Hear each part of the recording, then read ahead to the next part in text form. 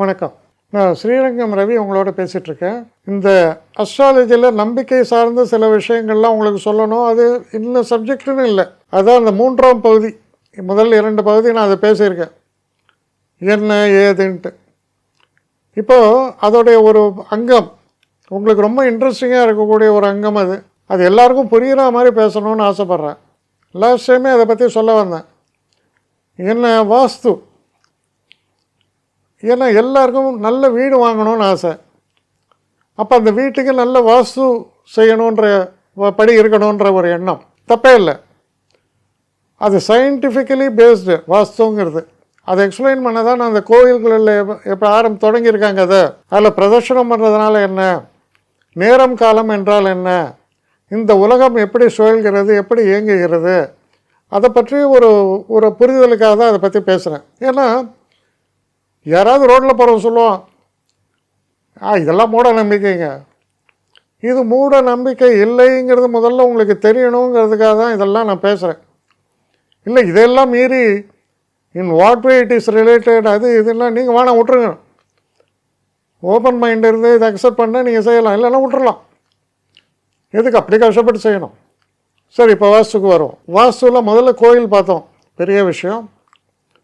அடுத்து work space, நீங்கள் வேலை பார்க்கக்கூடிய இடம். அப்போது நான் ஒரு பெரிய ஆர்கனைசேஷன் வேலை பார்க்குற இடம், அது பெரிய ஃபார்மாக இருக்கலாம், ஒரு டாட்டாவாக இருக்கலாம், அந்த மாதிரி பெரிய ஃபார்மாக இருக்கலாம், பிரமாத ஃபார்மாக இருக்கும், இன்ஃபோசிஸ்ன்றோம். அந்த மாதிரி எப்படி இருக்கணும்னா அதோடைய அமைப்பு மெயின் கேட்லேருந்து கொஞ்சம் வாக் த்ரூ நல்ல ஒரு டிஸ்டன்ஸ் இருக்கணும். குறைஞ்சது ஒரு 100 மீட்டர்ஸ் உள்ளே போகிறதுக்கான ஒரு டிஸ்டன்ஸ் இருக்கணும். நல்ல ஓப்பன் ஏர் இருக்கணும், நிறைய க்ரீனரிஸ் இருக்கணும். ஏன்னா இந்த க்ரீனரின்றது எப்படி ஆக்ட் பண்ணுறதுன்னா உங்கள் மனசை லேசாக்கும். அதுக்காக தான் அழகான பூச்செடிகள் அந்த நீட்டாக கட் பண்ணி, அதுக்கப்புறம் நல்ல ஒரு ட்ரீஸு. சில நேரங்களில் அந்த இடத்த பொறுத்து பெரிய ட்ரீஸாக இருக்கும், சில நேரங்களில் தென்னை மரம், பாக்கு மரம், இப்படி எல்லாம் வச்சுருப்பாங்க. அதுக்கு நிறைய எக்ஸ்பர்ட்ஸ் இருக்காங்க. அது அவங்களோட இஷ்டம், நீட்டாக அதை வைக்கணும். அப்போ தான் உள்ளே நுழையும் போதே நல்ல வைப்ரேஷன் வரும் அந்த வேலை செய்யக்கூடிய ஆட்களுக்கு. அதுக்கப்புறம் நீங்கள் உள்ளே போகிறீங்க, நிறைய இப்போல்லாம் கிளாஸ் டோர்ஸில் வருது, ரொம்ப பாராட்டத்தக்க விஷயம். ஏன்னா கிளாஸ் டோர்ஸில், கிளாஸ் பேனல்ஸில் முக்கியமான விஷயம் என்ன, நேச்சுரல் லைட் ஃப்ளோ உள்ளே வரும். அது ரொம்ப ரொம்ப முக்கியம். 4 பக்கமும் உங்களுக்கு சுற்றி அடைச்சி நடுவில் உட்காந்துருந்தாங்கன்னா ரொம்ப நேரம் அவங்களுக்கு ஒர்க் பண்ண முடியாது. மைண்டில் அவங்கள அறியாமல் ஒரு டிப்ரெஷன் தான் வரும். So the natural flow of light is very very important. இதில் இன்னொரு விஷயம் நீங்கள் பார்க்கலாம். நல்ல ஆர்கிடெக்ட்ஸ் என்ன பண்ணுவாங்க, எல்லாம் சன்லைட் நேச்சுரலாக உள்ளே வர மாதிரி பண்ணுறதோடு மட்டும் இல்லாமல் அவங்க ஒர்க் பண்ணுற அந்த பெரிய ஹால்லையே பிளான்ஸ் வச்சுருப்போம். சைட்லெல்லாம் பிளான்ஸ் இருக்கும். அதான் நீங்கள் வெளியில் பார்த்தீங்கன்னா உங்கள் ஃப்ளோர்லேயே பிளான்ஸ் இருக்கும், அழகாக அது ஆர்கனைஸ் ஆகிருக்கும். அப்போ என்ன ஒரு இது வரும்னா ஒரு ரிலீஃப் கிடைக்கும். முக்கியமாக ரெண்டாவது, பிளான்ஸ் எப்போவுமே மார்னிங் ஹவர்ஸில் உங்களுக்கு ஆக்சிஜனை வெளியில் ப்ரொடியூஸ் பண்ணுறது. அதனால் அது ஒரு நல்ல ஒரு ஹெல்த்தி என்விரான்மெண்ட்டை கொடுக்கும். இது ஆனால் ஒர்க்குன்னு அந்த ரோபோட்டிக்காக இருக்காங்க. அப்போ அவன் என்ன பண்ணுவான், சுற்றி பார்த்தீங்கன்னா லைட்டே வராது, ஃபுல்லாக அடைச்சிடுவான். அப்புறம் வரிசையாக டேபிளாக போட்டு மொத்தம் இந்த ஹாலில் 300 பேர் உட்காரலாம் அப்படிமா. என்ன பிரயோஜனம்? நீங்கள் ஒர்க் பண்ணோன்னா அடிக்குவேட் ஸ்பேஸ் இருக்கணும். பக்கத்துக்கும் இதுக்கும் பார்த்தீங்கன்னா 2 அடி கேப்பில் அடுத்த ஆள் உட்காந்தான்னா எப்படி உங்களால் அது இனிஷியலாக அட்ஜஸ்ட் பண்ணலாம், அது வேறு விஷயம். ஆனால் நீ லாங் ரன் உங்களுக்குன்னு ஒரு ஒர்க் ஸ்பேஸ் கிளியராக இருக்கணும். இதெல்லாம் ஃபண்டமெண்டல்ஸ். இதை தான் ஃபெங்ஷுயி அப்படின்னா அவங்க சொல்லுவாங்க, இந்த சைனீஸ் வாஸ்துவில். இப்போது நம்முடைய விஷயத்துக்கு வருவோம். நான் முன்னாடியே உங்களுக்கு என்ன சொன்னேன், கிழக்கு பக்கத்துலேருந்து வரக்கூடியது பாசிட்டிவ் எனர்ஜி, வடக்கு நார்த்தன் சைட், ஈஸ்டர்ன் நார்த்தில் வரக்கூடியது பாசிட்டிவ் எனர்ஜி. அப்போ ஈஸ்ட்டுக்கும் நார்த்துக்கும் நடுவில் இருக்கிறது என்ன, நார்த் ஈஸ்ட்டு, அது அப்சல்யூட் பாசிட்டிவ் எனர்ஜி. இந்த ஆர்கனைசேஷனில் அவங்க எந்த மூலையில் உட்கார்ந்துருக்காங்கங்கிறது இல்லை கணக்கு, எந்த திசையை நோக்கி உட்கார்ந்து இருக்கிறார்கள் அப்படிங்கிறது தான். ஏன்னா இமேஜின் உங்கள் கண்கள் அதுதான் ஒரு ஆண்டனா மாதிரி, அதுலேருந்து அந்த ரேஸ் வெளில வருது. பார்வை, திருஷ்டின்னு சொல்கிறான். அந்த பார்வை நீங்கள் சாதாரணமாக உட்காந்திங்கன்னா வடக்கு நோக்கி இருக்கா இல்லை கிழக்கு நோக்கி இருக்கா அப்படின்னு அர்த்தம். அது எந்த மூலையில் வேணாலும் அந்த ஹாலில் நீங்கள் உட்காருங்க, அதை பற்றி கவலையே இல்லை. இது ரொம்ப முக்கியம். நீங்கள் எந்த டைரக்ஷனை பார்த்துருக்கீங்கிறது தான் ரொம்ப முக்கியம். ஏன்னா ரொம்ப நேரம் உட்காந்து ஒர்க் பண்ணும்போது அந்த காஸ்மிக் வைப்ரேஷன்ஸ் அந்த டைரக்ஷன்லேருந்து தான் உங்களுக்கு கிடைக்கிறது. அந்த டைரக்ஷன்லேருந்து உங்களுக்கு கிடைக்கும்போது அந்த பாசிட்டிவ். குறிப்பாக கிழக்கை பற்றி என்ன சொல்லியிருக்கேன்னா, நல்ல செய்திகள் வந்து சேரும்னு சொல்கிறது. அப்போ டெலிஃபோன் கம்யூனிகேஷன்ஸு இந்த மாதிரிலாம் இருக்கீங்க, கிளைண்ட் ரிலேஷன்ஷிப் இப்படிலாம் இருக்கீங்கன்னு வைங்க, முக்கியமான விஷயங்கள்லாம் பேசுகிறீங்க, டிஸ்கஸ் பண்ணுறீங்க, அப்போ இப்படி இருந்தால் நல்லது. இதே வடக்கு நோக்கி இருப்பது குபேர தசைன்னு சொல்லப்படுது. அப்போது வடக்கு நோக்கி இருக்கும்போதும் இதெல்லாம் வரும், இந்த கிழக்கில் சொன்ன விஷயங்கள்லாம் இருக்குது. அதோட ஃபினான்ஸ், ப்ராஃபிட்ஸ், இந்த மாதிரி இந்த finance professional, chartered accountant, cost accountant, MBA finance எல்லாம் சொல்லுவோமல்ல, இவாள்லாம் வடக்கு நோக்கி இருக்கிற மாதிரியான ஒரு டைரக்ஷனில் எங்கே வேணால் உட்காரலாம். அது கம்ஃபர்டபுளாக கேபின்ஸ் டிசைன் பண்ணிக்கலாம். ஆனால் வடக்கு நோக்கி இருக்க அவங்க உட்காந்தா அது ரொம்ப விசேஷம். ஏன்னா என்ன சொல்லப்பட்டிருக்குன்னா, ஃபைனான்ஸை பற்றி நல்ல விஷயங்கள்லாம் உங்களுக்கு வந்து சேரணுன்னா நீங்கள் வடக்கு நோக்கி உட்காரணும். அது உங்களுக்கு ரொம்ப அட்வைசபிள். சரி, இப்போ நான் சொல்கிறேன் கிழக்கு நோக்கி வடக்கு நோக்கின்னு, நீங்கள் எப்படி வேணால் உட்காந்துங்க. ஏத்தாப்பில் ஒரு பெரிய பிளாக்கு, பெரிய ப்ளைவுட்டை போட்டு மரத்தை போட்டு அடைச்சி வச்சு நீ வடக்கு பார்த்தாண்டா உட்காந்துருக்கேன்னா வேஸ்ட்டு. வெளியில் பார்க்குற மாதிரி இருக்கணும், அது கிளாஸ் பேனல்ஸோ ஏதோ இருக்கட்டும், வெளியில் நீங்கள் பார்க்குற மாதிரி இருக்கணும். ஏன்னா காஸ்மிக் எனர்ஜி அப்போ தான் உங்களை ரீச் பண்ணும். அதனால் இதுதான் அந்த டெஃபினேஷன் ஆஃப் கிழக்கு. இல்லை இப்படிப்பட்ட எம்ப்ளாயீஸு அங்கே அப்படிப்பட்ட எம்ப்ளாயீஸ் இருக்கணும். கிழக்கில் அட்மினிஸ்ட்ரேஷன் எல்லாமே கிழக்கு நோக்கி இருக்கலாம். ரெகுலர் ஃபங்க்ஷன்ஸை பார்க்குறக்கூடியவங்க, அப்புறம் பார்த்திங்கன்னா இந்த கம்யூனிகேஷன்ஸ், இவங்க எல்லாம் அங்கே இருக்கலாம். வடக்கை பொறுத்த வரைக்கும் இப்படி அமையணும், ஃபினான்ஸ் ப்ரொஃபஷனல்ஸ் இவங்கெல்லாம். அப்புறம் வடக்குங்கிறது நல்ல க்ரியேட்டிவிட்டியும் பற்றி பேசுகிறது. அப்போது வடக்கு நோக்கி யாரெல்லாம் இருக்கலாம்? இந்த top man, vice president of organisation, managing director, இவங்களுக்கும் அது ரொம்ப விசேஷம். சரி, அப்படி முடியலன்னா கிழக்கு பார்த்து அவங்க உட்காரலாம், தப்பில்லை. இது இம்பார்ட்டன்ட். அடுத்து வரக்கூடிய திசை என்ன? தெற்கு திசை. தெற்கு திசையில் யார் யார் உட்காரலாம் அப்படின்னு பார்த்தீங்கன்னா, தெற்கில் தான் பேண்ட்ரி வைக்கிறதுக்கு ரொம்ப ஐடியல். பேண்ட்ரிஸ், கேட்ரிங் இதுக்கு.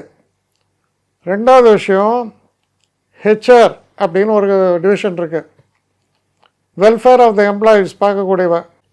இல்லை எம்ப்ளாயீஸை வந்து எப்படி சாவடிக்கிறதுன்னு பார்க்கக்கூடிய ஹெச்ஆரில் இருக்காங்க சில ஆர்கனைசேஷனில். But generally HR is meant for the welfare of the people. இந்த பீப்புள் ஓரியன்டாக இருக்கிறவங்க, கம்பெனியை நிர்வகிக்கிறவங்க, விஷயங்களை, அதாவது ஒரு விஷயங்களை செயல்படுத்தக்கூடியவர்கள்னு சொல்லலாம். அந்த மாதிரி செயல்படுத்தக்கூடியவர்கள்லாம் அதே மாதிரி இந்த இப்போ ஒரு ஃபேக்ட்ரி கனெக்டடாக இருக்குது, அதில் இந்த மிஷினரியோட சீஃபு, அந்த ஆப்ரேட்டர், அவங்களாம் அவன் ஃப்ளோரில் இருக்கிறவங்க வேறு.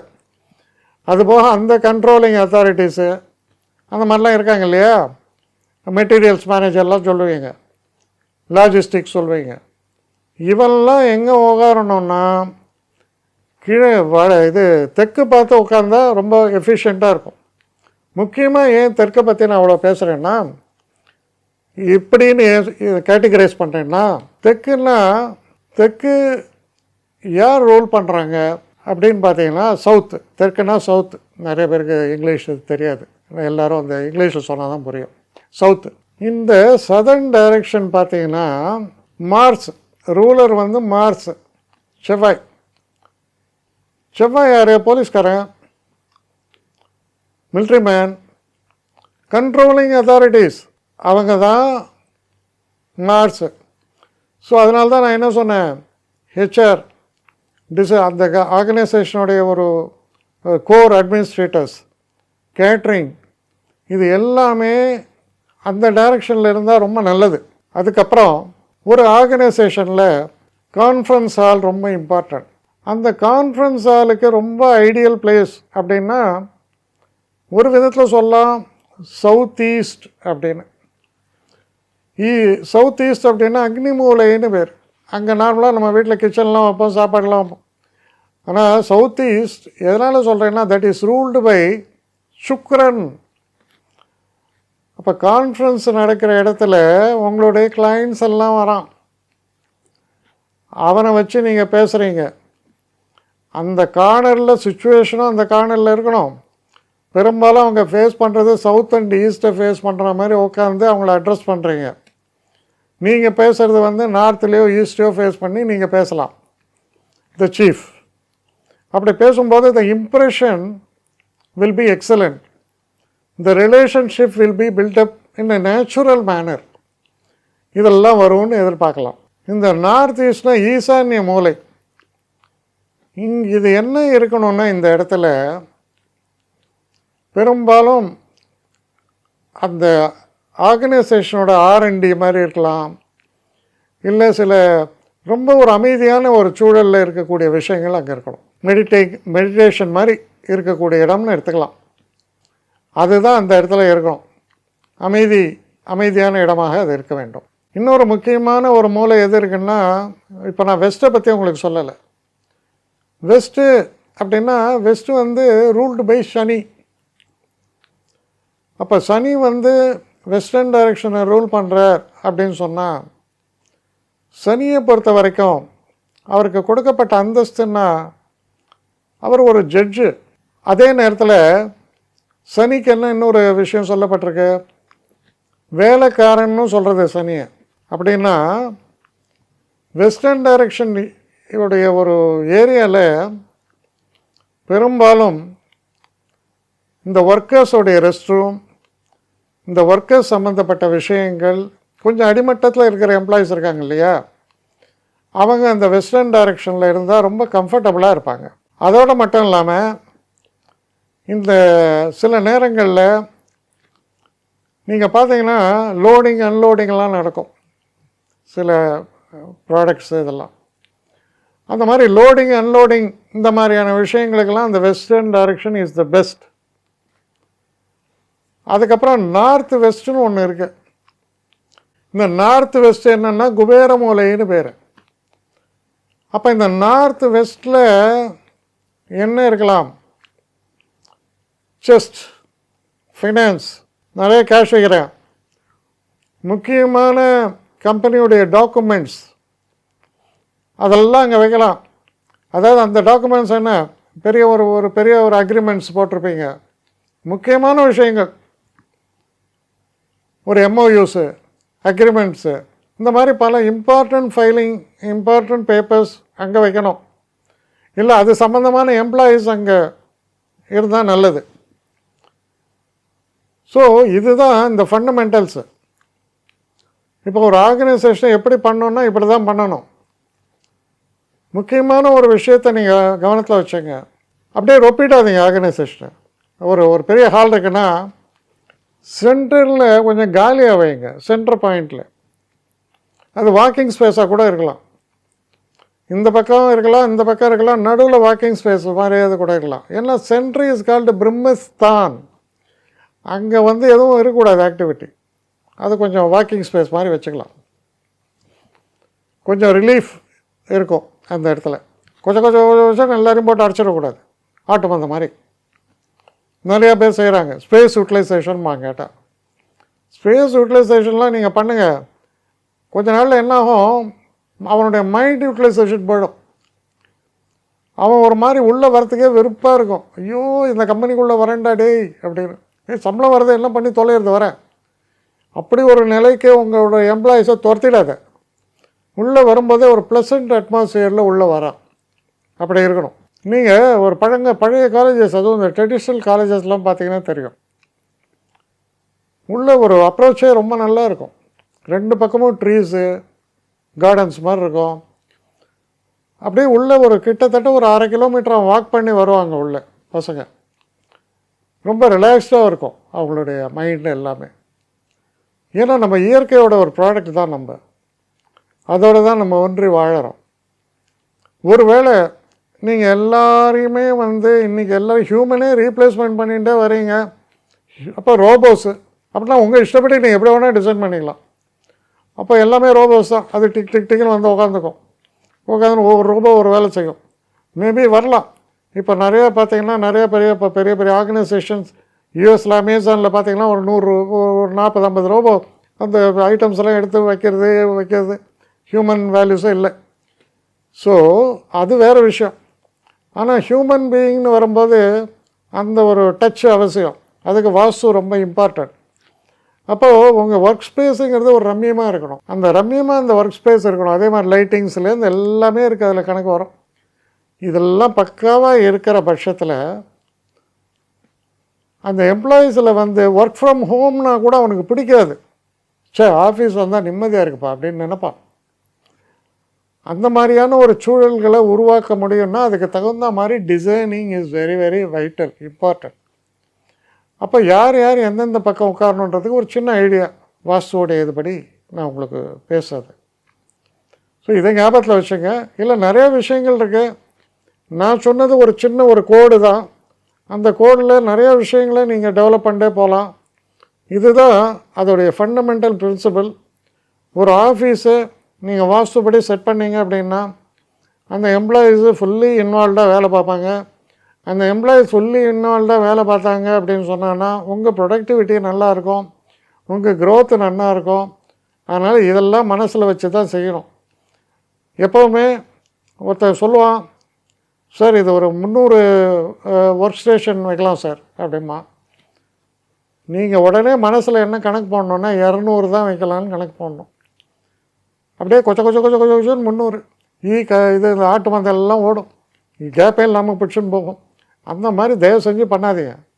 அது not good for a long run.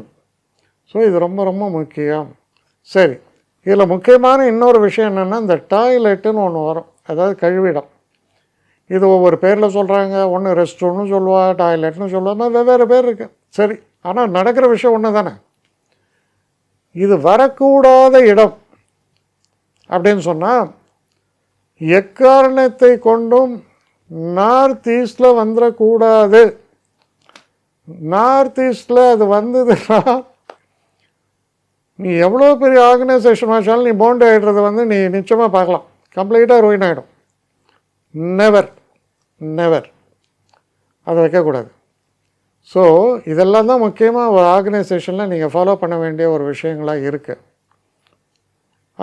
அப்புறம் இந்த எலக்ட்ரிக்கல் சம்மந்தப்பட்ட விஷயங்கள். இந்த எலக்ட்ரிக்கல் சம்மந்தப்பட்ட விஷயங்கள் நான் என்ன சொன்னேன், செவ்வாய் தான் உஷ்ணாதிக்கம் எலக்ட்ரிக்கல்ஸ். அப்போ இந்த எலக்ட்ரிக்கல் ஜங்ஷன் பாக்ஸ் அது இதெல்லாம் எந்த டைரெக்ஷனில் போகணும், சதர்ன் டைரெக்ஷனில் போகணும். அதையும் ஞாபகத்தில் வச்சுக்கணும். உஷ்ணாதிக்கம், ஸோ சதர்ன் டைரெக்ஷனில் போகணும். இப்படியெல்லாம் நம்ம டிசைன் பண்ணும்போது பெரும்பாலும் எந்த குற்றம் குறை இல்லாமல் உங்களுடைய அந்த ஒர்க் ஃபோர்ஸுக்கும் சரி உங்களுக்கும் சரி பெரிய அளவு நிம்மதியும் தொடர்ந்து நல்ல வளர்ச்சியையும் உங்களுக்கு தரக்கூடிய வகையில் அமையும். இது நேச்சரோட சம்மந்தப்பட்டது. இதில் இன்னும் மூட நம்பிக்கைகள்னு நான் எதையும் நினைக்கல. ஸோ இதில் நம்பிக்கை இருக்கிறவங்க இந்த ஒரு விஷயங்களை கைட்லைனாக எடுத்துக்கலாம். நான் ரொம்ப சந்தோஷப்படுவேன். அதனால் இந்த ஒரு டாப்பிக்கை அது அஃபிஷியல் மேட்டர்ஸை பொறுத்த வரைக்கும் உள்ளது இப்போ இதோடு நிறுத்துகிறேன். தொடர்ந்து இந்த வாஸ்துவில் முக்கியமானது என்ன, என் வீடு, அதுவும் முக்கியம் தானே. அதை பற்றி அடுத்த நிகழ்ச்சியில் பார்க்கலாம். என்னை காண்டாக்ட் பண்ணணுன்னு நினைக்கிறவங்க srirangam.ravi1@gmail.com ஒரு முகவரிக்கு உங்களுடைய இதை அனுப்புங்க. கட்டணம் உண்டு, அதோடைய விவரங்களை நான் உங்களுக்கு அனுப்புகிறேன். ஆனால் நான் இன்றைக்கி மேல் அம்சம் இன்னும் பதில் வரலையே அப்படின்னு வருத்தப்படாதீங்க. ஏன்னா எனக்கு கொஞ்சம் பெண்டிங்கில் இருக்குது. ஒரு நாளைக்கு எவ்வளோ பேரை நான் பார்க்க முடியும், 3 பேர் 4 பேர் மேலே என்னாலையும் பார்க்க முடியாது. ஆனால் நிறைய பேர் ஆசைப்பட்றாங்க. ஆனால் கண்டிப்பாக நான் எல்லாருக்கும் ரிப்ளை பண்ணுவேன். சில நேரங்களில் 3 to 4 வீக்ஸ் ஆகும் என்னுடைய ரிப்ளை வரத்துக்கு. ஆனால் வரும். ஏன்னா நான் எல்லோரும் ஒரே நேரத்தில் ஒரு நாளைக்கு 10 பேர் பார்க்கணுன்னா முடியாது. ஸோ அதை கன்சிடர் பண்ணுங்கள். நான் நிச்சயமாக ரெஸ்பாண்ட் பண்ணுவேன். இதில் இந்த கல்யாண பொருத்தங்கள் போன்ற விஷயங்களை ஓரளவுக்கு அவசரமாக பார்க்கணுன்னு நினச்சா அதுக்கு ஓரளவுக்கு ப்ரையாரிட்டியும் தரேன். அதனால் கொஞ்சம் பொறுமை காக்க வேண்டும். கொஞ்சம் டிலே ஆகிறதுக்காக என்னை மன்னிக்கணும். ஆனால் ஐ மீன் ஹெல்ப்லெஸ் சுச்சுவேஷன். அதனால தான் நிச்சயமாக ஐ வில் ரிப்ளை யூ.